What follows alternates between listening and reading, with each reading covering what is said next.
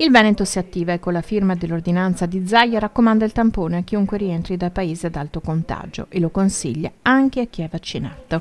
Il numero dei positivi è in aumento, ma fortunatamente l'impatto per i ricoveri si mantiene basso, anche se tra i nuovi ospitalizzati in terapia intensiva c'è un 21enne rientrato da una vacanza a Barcellona. È vero che stanno aumentando i contagi, il bollettino di oggi dice 600 nuovi casi positivi, però l'occupazione ospedaliera è sempre un'occupazione minima e tutte le persone che oggi abbiamo, soprattutto nell'area critica, nelle terapie intensive, sono tutte persone non vaccinate. Questa è testimonianza che la vaccinazione è una protezione nel contrarre la malattia in maniera molto più forte. C'è molta attesa per le decisioni sull'utilizzo del Green Pass per scongiurare nuove restrizioni e la revisione dei parametri per la classificazione delle aree regionali.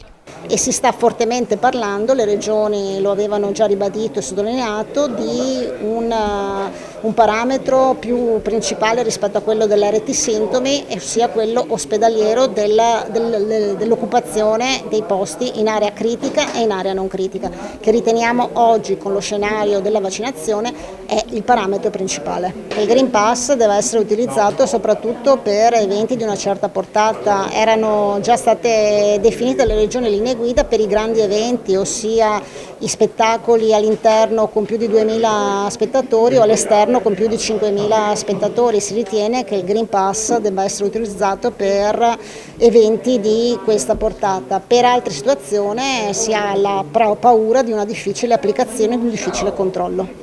La macchina vaccinale prosegue, tra immunizzati e prenotati a settembre si raggiungerà il 70% della popolazione veneta, ma rischia di non bastare con il nuovo quadro delineato dalle varianti.